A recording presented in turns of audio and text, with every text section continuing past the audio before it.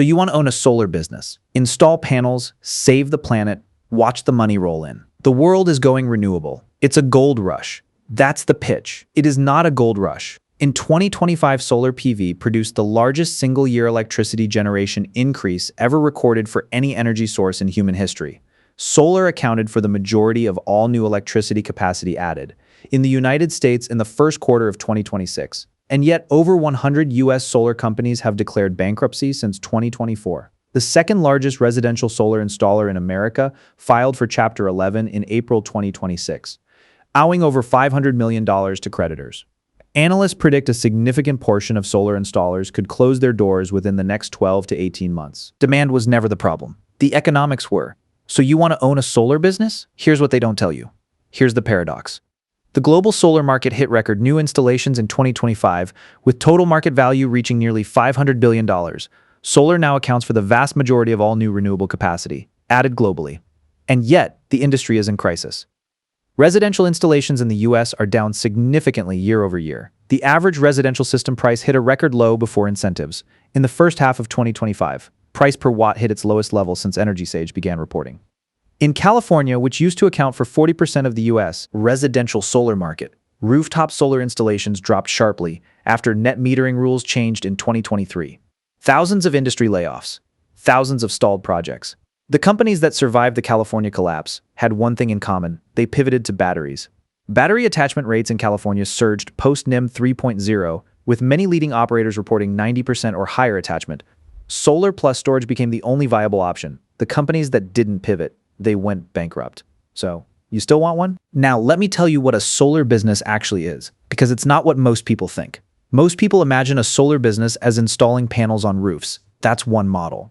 There are at least 6 residential installer. You design and install systems on homes. Revenue per job typically $18,000 to $29,000. Gross margin 22 to 28%. Net margin 8 to 15% for well-run companies. But customer acquisition costs can destroy those margins. Commercial installer. You install systems on warehouses, factories, offices, hospitals. Revenue per project is 3 to 5 times higher than residential.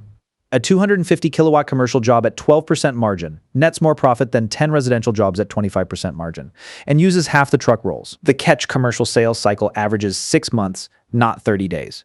Payment terms are net 60. Utility scale developer. You build massive solar farms, tens to hundreds of megawatts. These projects cost tens of millions. The developers don't usually build them with their own money. They use tax equity partnerships. Here's where the real money is made. A 20-megawatt solar farm costs about $26 million to build. The 30% federal investment tax credit is worth $7.8 million. Most developers can't use that much tax credit because they don't owe enough tax. Enter the tax equity partnership. A bank puts in $9 million cash. The bank takes 99% of the tax benefits. For the first 5 to 6 years, the bank gets $7.7 million in tax credits, plus $4.5 million in equipment write-offs. The bank hits its target return in year 6. Then the deal flips. The bank's ownership drops to 5%.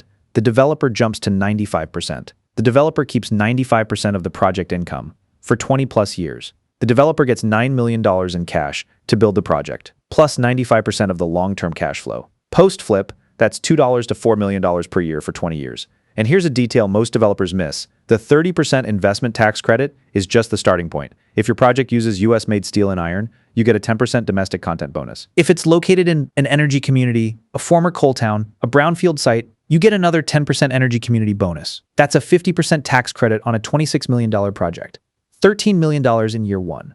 Most small developers don't know these bonuses exist. The ones who do are building in the right locations, with the right supply chains. Solar plus battery storage. Batteries change everything. Battery costs have fallen dramatically since 2010, with significant drops in recent years. In California post-NEM 3.0, battery attachment rates surged. A battery install adds $5,000 to $10,000 in markup. It differentiates your offering. It future-proofs your business. Community solar. You build a shared solar farm and sell subscriptions to households. No rooftop required. Renters, apartments, shaded homes. Subscribers save 10 to 20% on electricity bills. You get long-term contracted revenue, PPA, and lease financing. Instead of selling systems, you finance them. The homeowner pays zero upfront. They pay you a fixed monthly amount for 20 to 25 years. You own the system. You claim the tax credits. You collect the payments. Revenue per customer over 20 years, $15,000 to $30,000. But it requires massive capital. And when interest rates rise, your margins compress. So, You still want one? Now let me tell you about the hidden cost that destroys most solar companies: customer acquisition. The industry average customer acquisition cost has risen significantly in 2026 per completed sale. That's often $800 to $2,500 on a typical installation. Door-to-door sales cost $1,000 to $2,000 per sale. Digital leads cost $200 to $500 per lead with a 10 to 20% close rate. Here's the math that destroys margins. If you spend $2,000 per lead and close at 15%, that's $8,000 to $13,000 to acquire one customer. On a $25,000 system with a 10% profit margin, your gross profit is $2,500. After customer acquisition cost, you're at a loss. One warranty claim, one permitting delay, one callback, and you're underwater. This is the death spiral. The market contracts. Fewer customers to chase. Customer acquisition cost rises as more companies compete for fewer leads. Margins compress. Companies cut marketing. Sales drop further.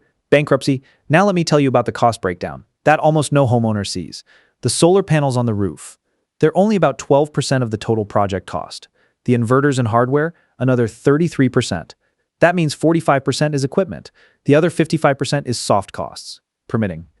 Customer acquisition, design, engineering, office overhead. Financing fees, a company that buys panels 10% cheaper doesn't win. The company that cuts its soft costs by 20% wins.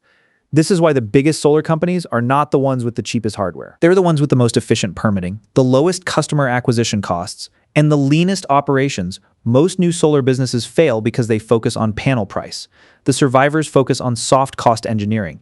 So you still want one? Then there's the inverter time bomb. Solar panels last 25 to 30 years. Inverters last 10 to 15. The device that converts DC power from your panels into AC power for your home will need replacement halfway through the panel's life. Replacement cost $1,000 to $3,000 per system. If you're a PPA or a lease company with 10,000 systems, that's a $10 to $30 million liability sitting on your balance sheet that most companies don't adequately reserve for. Homeowners don't know this. Most installers don't mention it. And the companies that finance these systems over 25 years are praying the inverter lasts 20. Then there's the SRECHE trap. Solar renewable energy certificates trade like commodities. In Massachusetts, they were $285 per megawatt hour in 2020. By 2024, they were $180 in New Jersey. $220 dropped to $80. Developers build financial models assuming $250 XRS. When the market delivers $80, the project IRR collapses. Banks call loans, projects default. This is not a theoretical risk. This is why several community solar projects in the Northeast went bankrupt in 2023 and 2024. So, you still want one. Now let me talk about the 2026 solar market contraction. For the first time in over 20 years, global solar installations are expected to decline, driven largely by policy changes in major markets. In the United States, the residential solar market is expected to contract significantly in 2026. California's NEM 3.0, which took effect in April 2023, has already reshaped the rooftop market. The Section 25D residential tax credit has been modified and phased down, impacting the economics of cash and loan purchases. A significant majority of contractors reported that changes to tax credits and incentive structures would harm their business. Commercial and industrial solar, however, has shown resilience. While residential contracted commercial projects benefit from corporate sustainability mandates and the extended investment tax credit through 2032, the smart operators are pivoting here. So, you still want one? Now let me tell you about the companies that failed and why they failed. SunPower, founded in 1985. Almost 40 years old, one of America's oldest solar companies, built premium panels, millions of customers, strong reputation, Wall Street favorite. Then demand slowed, debt increased, cash flow problems, competition increased, bankruptcy in August 2024. SunEdison started as a solar developer, then started buying everything. Companies, projects, developers. Billions borrowed, Wall Street loved it. Stock exploded, then debt exploded, cash disappeared. Bankruptcy, the largest collapse in solar history. Titan Solar Power liquidated in June 2024, 150,000 households orphaned, no one to call when their systems break. Sonova filed Chapter 11 in June 2025, $9 billion in debt, handed to SunStrong, Mosaic. Financed over 500,000 systems, filed Chapter 11 in June 2025. Freedom Forever, the second largest residential solar installer in America, filed Chapter 11 in April 2026, owing over $500 million to creditors. Over 100 U.S. solar companies have declared bankruptcy since 2024. And analysts predict a significant portion of solar installers could close their doors in the next 12 to 18 months. Why? The business model is broken. Very expensive business models running very thin margins. No economies of scale because each sale requires big upfront investment. Payment doesn't come for months. You need to grow aggressively just to survive. So, you still want one? Now let me tell you about the survivors. Because some companies are thriving Tesla Energy. Everyone knows Tesla cars. Few know that energy is becoming one of Tesla's biggest businesses. Tesla isn't trying to sell panels. They're trying to own generation, storage, software, and the grid. Virtual power plants. They're not a panel company. They're an energy platform. Next Era Energy, the world's largest utility. They've been building solar and battery storage at massive scale. They're not an installer. They're an infrastructure company. Enphase. They don't install anything. They make microinverters and battery systems. They sell to installers. They're a hardware company. First Solar. They manufacture thin-film solar panels. They're a manufacturer. They don't install anything. The survivors are the ones who figured out their niche and executed it well. They didn't try to be everything to everyone. They found their edge. So you still want one? Now let me take you international, because the economics look very different depending on where you live. In Australia, they have the highest per capita solar installation rate in the world. Over 1.85 million rooftop systems installed. Residential cost is significantly cheaper than the US, but here's the trap. Retail electricity in Australia is 25 to 50 cents per kilowatt hour. The feed-in tariff for exported solar is only 3 to 12 cents. The gap is 20 to 40 cents. Exporting solar is giving away cheap power. This is why batteries are exploding in Australia. Self-consumption is the real business. In the UK, residential solar is booming. 257,000 installations in 2025, up 32% year over year. A £2.1 billion installation market. The UK has 0% VAT on residential solar, full expensing for commercial, 100% deduction in year one. The Smart Export Guarantee pays 12 to 25 pence per kilowatt hour. The gap between import and export is 15 to 20 pence. This is why batteries plus time of use tariffs are exploding. Here's a real UK commercial example. A 75 kilowatt industrial unit in the West Midlands. CapEx, 71,250 turnkey, annual generation, 68,250 kilowatt hours. Self-consumption, 76%, year one savings, 13,951 pounds, with the annual investment allowance tax relief. The effective net CapEx drops to $53,438. Simple payback, 5.1 years gross, 3.8 years net. With grant stacking, it drops to 2.75 years. 17.5% IRR in Canada. The market is smaller. Provincial programs vary widely. Alberta has no PST on solar. British Columbia has a BC hydro rebate of $1,000 per kilowatt, max $5,000. Ontario's HRS program offers up to $12,000. Quebec has net metering with credits carried for 2 years. The CCA Class 43.2 allows 100% write-off in year one for businesses. The point is simple. Solar economics look very different depending on where you live. And most YouTube videos never tell you this. So, you still want one? Now let me tell you about the one revenue stream. Most installers ignore operations and maintenance. O&M installation is one time. O&M is forever. Installation revenue in solar M&A typically trades at 0.3 to 0.5 times revenue. Recurring O&M revenue with multi-year contracts and high renewal rates trades at 2 to 4 times revenue. This is the single biggest valuation arbitrage in the industry. A solar company that builds a maintenance portfolio can be worth 4 to 8 times more than a company that only installs. O&M turns installed systems into recurring revenue through monitoring, preventive maintenance, corrective service, and asset management. One customer, 25 years of revenue. Here's the truth. If you're starting a solar business today in 2026, here's your roadmap. Step 1, pick your model. Residential installation is crowded and contracting. Commercial installation has better margins and less competition. Utility scale development requires capital and patience, but has the highest upside. Battery storage is the fastest growing segment. Step 2, master soft costs. Your competitive advantage is not panel price.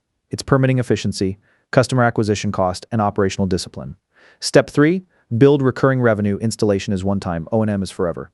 A maintenance portfolio is worth 4 to 8 times more than an installation business. Step 4, watch policy like a hawk.